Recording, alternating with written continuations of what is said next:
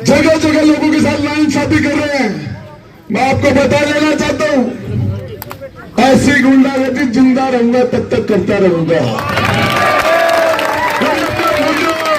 यदि मजलूमों के लिए, गरीबों के लिए लड़ना गुंडागर्दी है, नाइंसाफी के खिलाफ आवाज बुलंद करना गुंडागर्दी है, तो जब तक मेरा दिल धड़केगा ये राजेंद्र गुंडागर्दी गुंडागर्दी करता रहेगा। के साथ में आप लोग इतने यकजा हुए हैं, जमा हुए हैं, तो आप लोग शांति का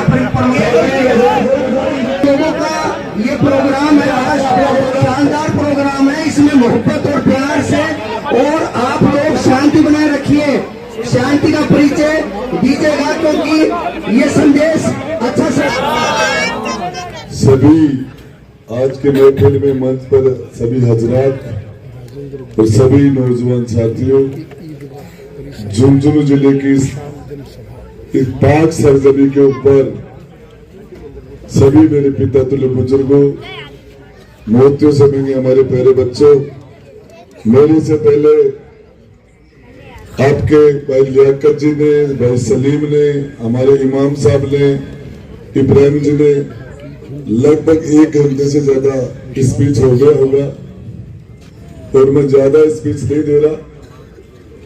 मेरे से पहले सारे लोगों ने बहुत सी बातें बता दी, उन बातों को मैं नहीं दोहराना चाहता, लेकिन आपको एक बात बताना चाह रहा हूं।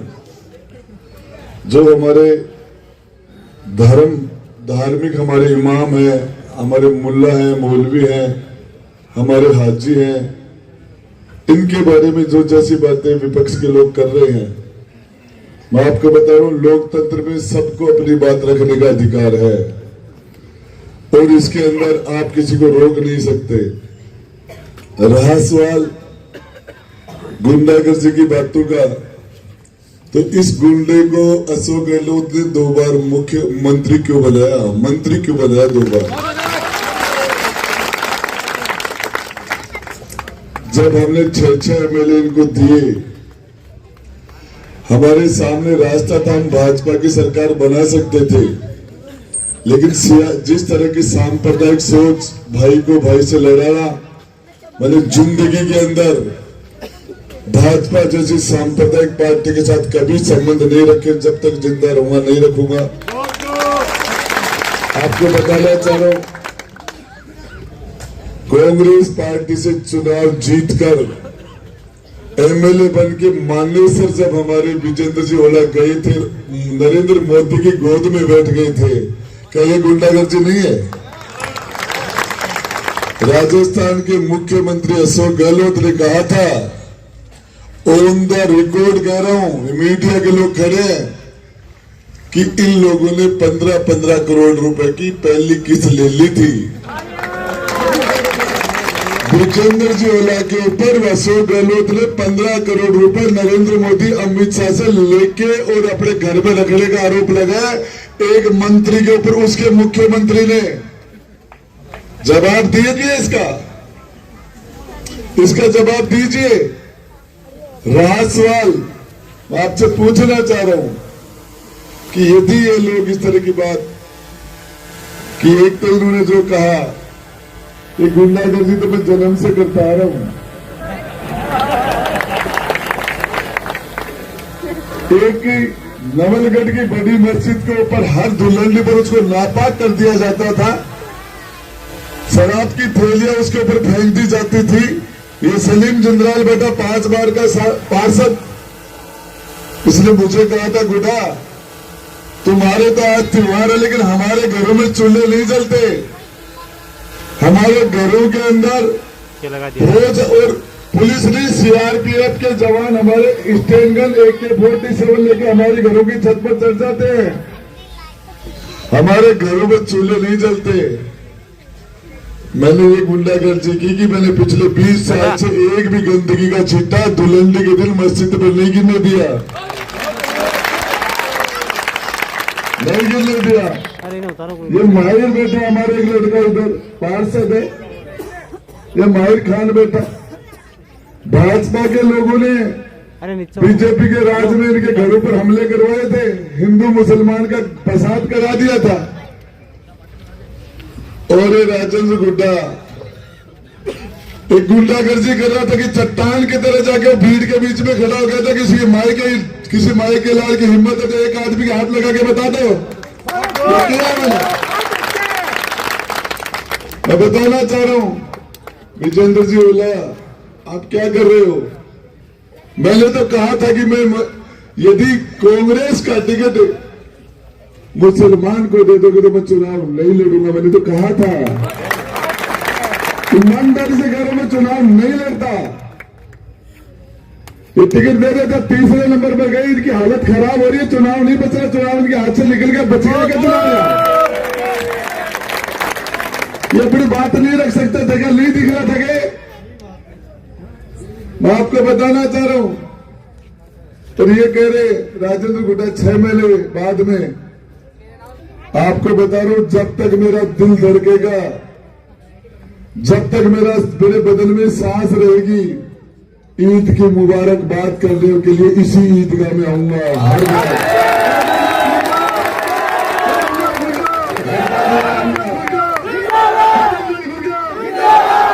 मैं पूछना चाह रहा हूं गुंडागर्दी क्या है? तुम्हारे पिताजी को 4 बार दिल्ली का कैबिनेट मंत्री बना दिया इस आवाम ने, और उसके बाद में आज भी कुरैशी समाज के बच्चे निकलते, गाड़ियां रोक लेते पुलिस वाले और परेशान करते हैं, जगह जगह थानों में बंद करते हैं, 151 में बंद करते हैं। तुम्हारा राज था ये गुंडागर्दी तो तूने की है इस जनता के साथ, इस जनता के साथ, इन लोगों के साथ 2 गला बर्ताव किया जा रहा है। क्या गुंडागर्दी नहीं है क्या?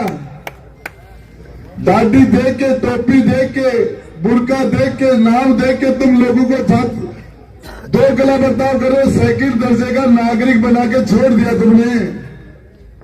तुम आसमान की ऊंचाई पर चले गए, इनको जमीन में। मैं पूछना चाह रहा हूं, पिछले 70 साल के अंदर एक मुसलमान इस्लाम के लोगों में से एक चपरासी इन्होंने यदि ओला परिवार ने बनाया तो मेहरबानी करके उसका नाम बताना। अरे विजेंद्र ओला, तुमने असलम डॉक्टर की नौकरी खा गए, गुंडागर्दी नहीं है क्या? तेरे पास इकट्ठे होके गए थे 20-20 सांसद गए थे, समाज के मौजूद लोग गए थे तेरे पास, बार बार तेरे पास गुजारिश की थी, तेरे से रहम की भीख मांग रहे थे। तूने उस असलम डॉक्टर को घर बैठा दिया, इससे बड़ी गुंडागर्दी क्या होगी? मैं आपको बताना चाह रहा हूं, यदि जिंदा दिल लोग हो तो एक असलम के नाम से विजेंद्र ओला का सदा के लिए समाचार समाप्त हो जाए।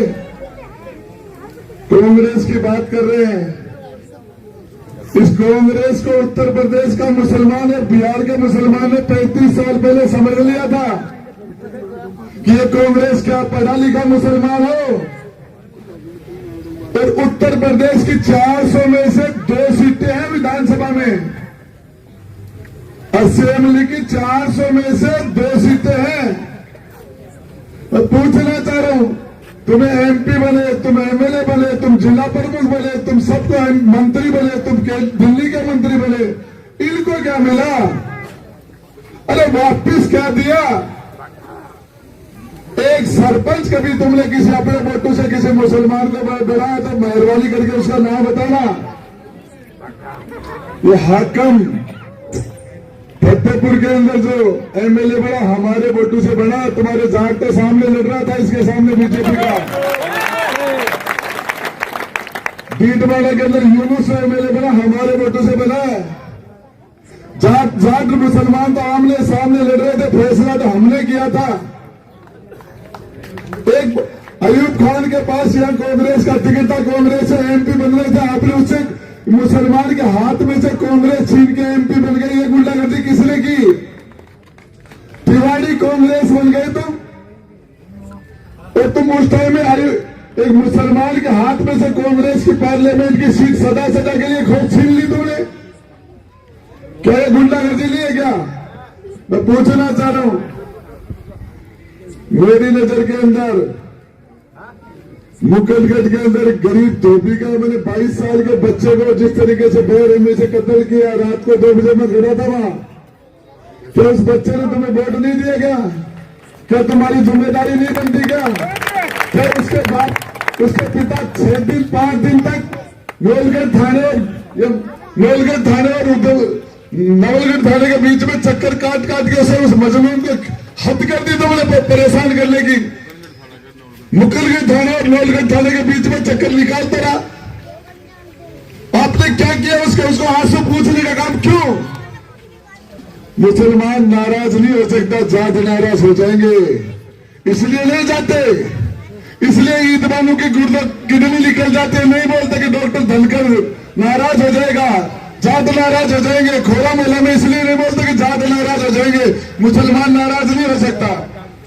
जब सलीम के साथ एक गिरदावर बदमाशी करता है, राजकार्य का बाद झूठा मुकदमा लगाता है, तो तुम इसलिए नहीं बोलते कि मुसलमान नाराज हो नहीं सकते, जाट नाराज हो जाएंगे। अरे पीपली चौक में साजिद को अंदर 5 दिन तक अंदर पटक दिया तुमने, और उस मोहल्ले के अंदर तुमने पीपली चौक पर 50 से 40 लोगों के मुकदमे लगा के संगीन धारा लगाई। इनके वालिद बैठे में हमारे सामने, बोले गुड्डा तेरे से उम्मीद है मुझे, तेरे अलावा और किसी से उम्मीद नहीं है, और मैंने इनके सामने बैठ के बात की। मैंने आपके बीच में घर के रास्ते झुंझुनू के कलेक्टर से बात की थी, जब तैयब साहब का जब मकान के लिए बुलडोजर गिराने की तैयारी कर रहे थे, तो मतलब मेरी मीटिंग बीच में छोड़ गया था। मुझे क्या लेना देना था? मुझे तो इब्राहिम जी ने बुलाया था, मुझे बुलाया था कि हमारी इज्जत तो सारी जा रही है झुंझुनू की धरती पर, मामला तैयब जी का नहीं है। और मैंने कहा था मोहन बागान जब क्रिकेट की टीम का उद्घाटन हो रहा था कि हम राजस्थान को उत्तर प्रदेश नहीं बनने देंगे, यदि वो बुलडोजर संच करते हम नहीं चलने देंगे। और आपसे विश्वास दिलाना चाह रहा हूं, जिस तरह की ये कह रहे 6 महीने बाद में चला जाएगा, जब तक इस जातिवादी राजनीति का अंत नहीं हो जाता, जब तक इस एक परिवार की राजनीति का अंत नहीं हो जाता, तुम्हारी छाती पर मुंह धरूंगा यही झुंझुनू की सड़कों पर।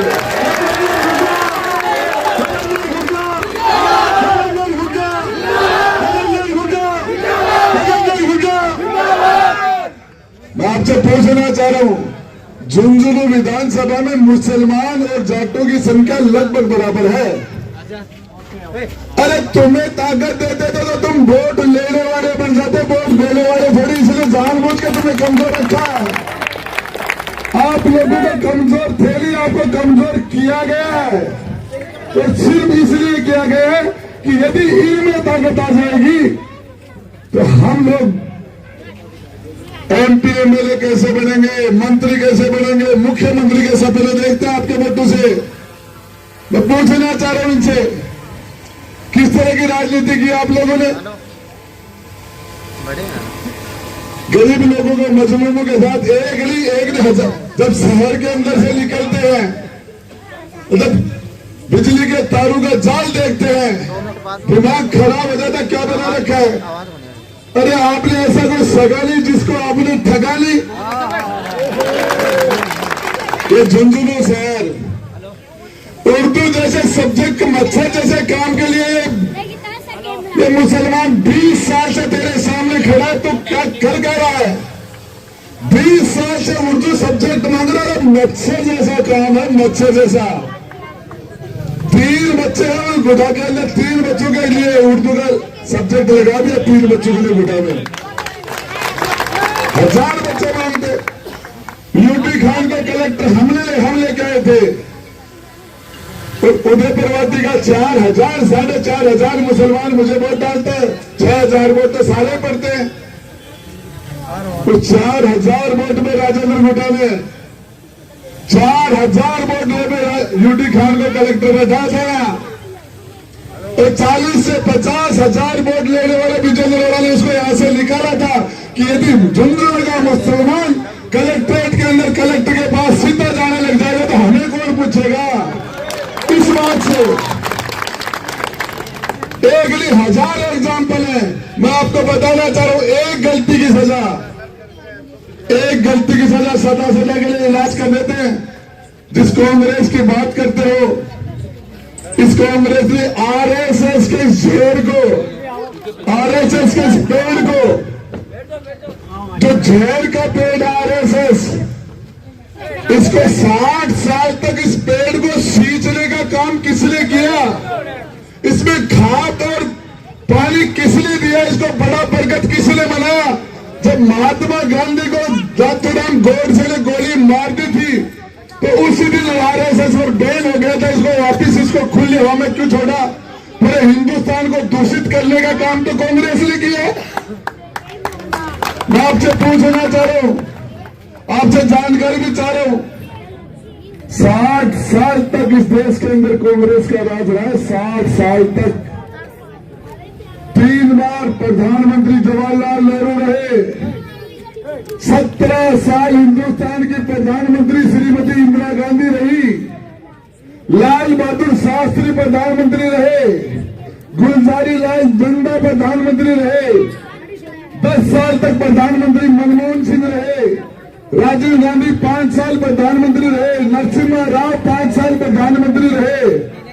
मैं पूछना चाह रहा हूं, जब सत्तर कमेटी चीख के कही कि हिंदुस्तान में सबसे ज्यादा दयनीय स्थिति मुसलमान की है, तो आपके पास राज था, इसको आपने ठीक क्यों नहीं किया? मैं पूछना चाह रहा हूं, ये तो अरब कंट्री में जाके अपने बच्चों का लालन पालन करते हैं, आगे आपने सारे रास्ते बंद हो रहा, परिवार ने किया। अरे राजेंद्र भामू अरबपति बन गया, ठेकेदार बन गए, मोहन सिंह सोलना अरबपति बन गया, दुनिया भर के लोग बन गए। एक आधा इनमें भी बना देता, एक आधा तो बनाता, हजारों लोग बन पाए, तूने एक आधा तो अरे एहसान मान, इन लोगों ने इस लेवल तक तुम्हें बर्दाश्त किया।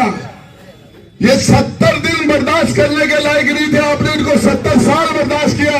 हुकूमत करने के लिए नहीं, आपकी खिदमत करने के लिए आया हूं। आप ये जो आपके साथ नाइंसाफी होती है, दोगला बर्ताव होता है, इस ईद का की सरजमी पे खड़े होकर आपसे वादा करता हूं, 13 तारीख को आप फैसला कर दोगे, 23 तारीख को फैसला बाहर आ जाएगा। किसी की मां ने दूध पिया तो दोगला बर्ताव करके बता देना। 23 तारीख को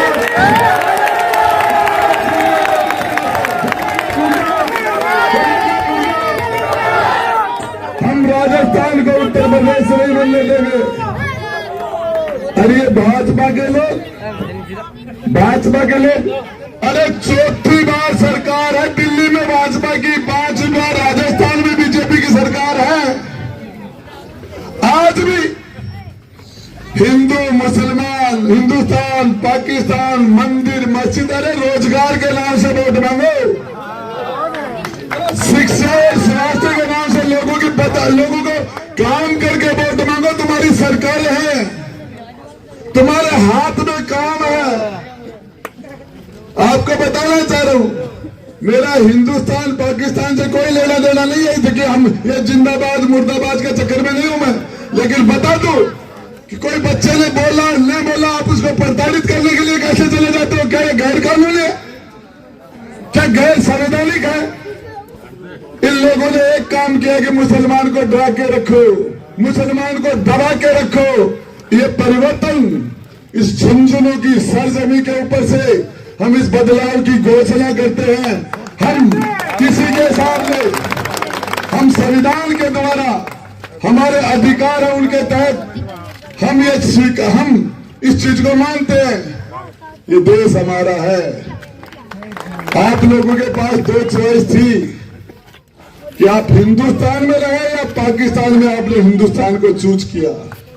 मेरे पूर्वजों के पास, हमारे पूर्वजों के पास 3 चॉइस थी। विजेंद्र ओरा के पास कोई चॉइस नहीं थी, सीसराम ओरा के पास कोई चॉइस नहीं थी। हमारे पूर्वजों के पास 3 चॉइस थी कि हम हमारी रियासत को पाकिस्तान के साथ मिलाएं या हमारी रियासत को हिंदुस्तान के साथ रखें या नेपाल की तरह हमारी रियासत को स्वतंत्र रखें। हमने हमारे पास घोड़े थे, हाथी थे, सेना थी, गढ़ थे, महल थे, लेकिन हम सबको छोड़ के आम आदमी बन गए थे। इस देश के लिए, इस लोकतंत्र के लिए, आम जनता के लिए, इस देश को अखंड रखने के लिए हमारे पूर्वजों ने कुर्बानी दी है। तो इसलिए कुर्बानी नहीं दी कि सीसराम ओरा का बेटा विजेंद्र ओरा राजा बन जाएगा, उसका बेटा अमित ओरा, अरे ये परिवारवाद चलाना था तो हमारे परिवारों का राज तो पहले होता, हम क्यों रियासत में विलीन करते? हम हमारी रियासत में रख लेते। जयपुर एक अलग देश होता, जोधपुर एक अलग कंट्री होती, बीकानेर मैं बताना चाह रहा हूं सबसे पहले सरदार पटेल ने एकीकरण करा दिया। काय का एकीकरण? इंटरनेशनल एग्रीमेंट था, इंटरनेशनल, जिसमें हमारे 3 रास्ते खुले थे। हमने ये सोच के रास्ते विलीन थे कि जनता को आप इस तरीके से चेलासी में एक बच्चे को मार के लटका दिया 40 फुट ऊंचा, कोई कुछ नहीं कर रहा। जगह जगह लोगों के साथ नाइंसाफी कर रहे हैं।